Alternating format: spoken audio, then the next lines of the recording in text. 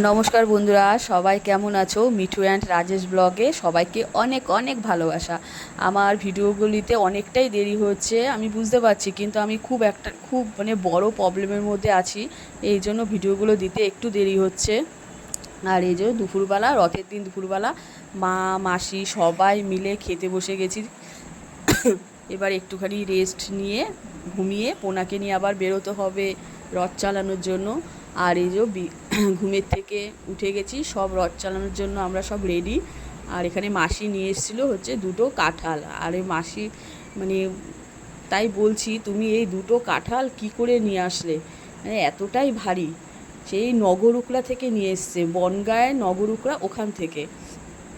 তাই মাসিকে বলতেছিলাম, আর মানে প্লাস্টিক দিয়ে খুলছি আর বলছি যে কীভাবে তুমি নিয়ে এসছো, এমনিই তোমার শরীর ভালো না, এই ভারী ভারী জিনিসগুলো নিয়ে এসছো। এই যে আমার মাসি,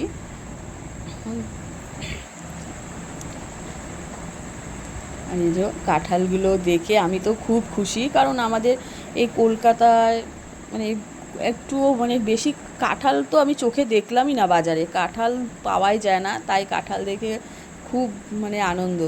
আর এই যে রথ সাজিয়েছে, আমার ছোটো কাকু রথ সাজিয়ে দিয়েছে ওনাকে, সিম্পলের মধ্যে খুব সুন্দর সাজানো হয়েছে রথ। এবার আমি বলছি খাওয়া হবে, কালকে একটা খাওয়া হবে, আর পুজোর রথে দেওয়ার জন্য একটা পাকা যে কাঁঠালটা ছিল সেটা ভেঙে দিয়েছে ঠাকুরের সামনে রথে।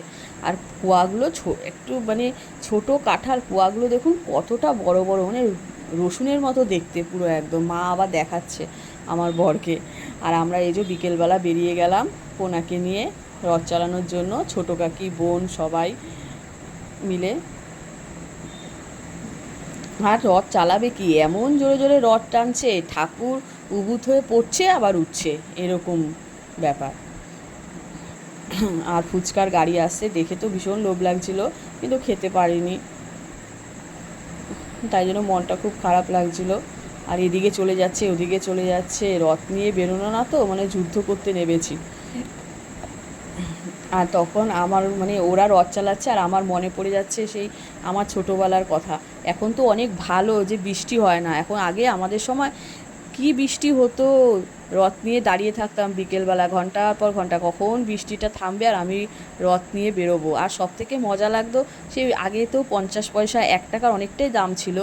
হ্যাঁ, ওই 50 পয়সা 1 টাকা সবাই দেবে রথে, আর আমি কখন দৌড় মেরে গিয়ে এই পাঁপড় ভাজা খাবো।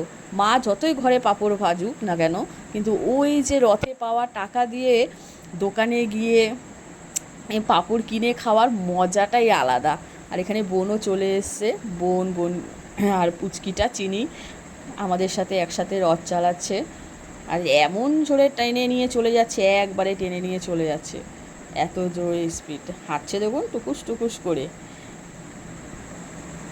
কারণ বোন এসেছে মাসির বাড়িতে রথ রেখে যাবে, ওই জন্য।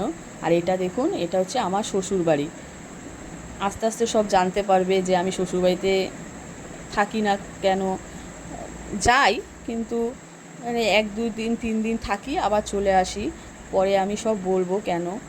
আর এই যে এটা আমার শাশুড়ি, এখন রথ টানছে ননদ ঠাকুমা।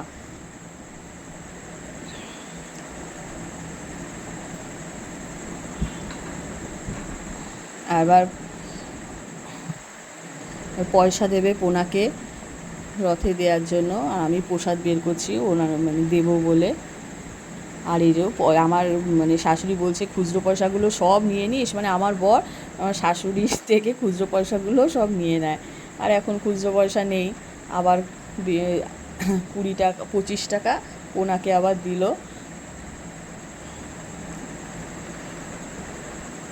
আমরা এই যে রথের যে টাকাগুলো যে ওঠে, এটা আমরা উল্টো রথে এই টাকাগুলো দিয়ে আবার আমরা খিচুড়ি নাই পোলাও আলুর দম করি। আর এখানে খাচ্ছে দেখুন পাঁপড়, ওর বাবা হাত আবার ওর থেকে থাবা দিয়ে পাঁপড় নিয়ে নিচ্ছে দেখুন। আর এটা দেখুন আমাদের ঠাকুরের সিংহাসন কত সুন্দর করে সাজিয়ে রেখেছে আমার শাশুড়ি। আর এখানে আমি ভিডিওটা শেষ করলাম। সবাই সুস্থ থেকো, ভালো থেকো, সাবধানে থেকো, টাটা।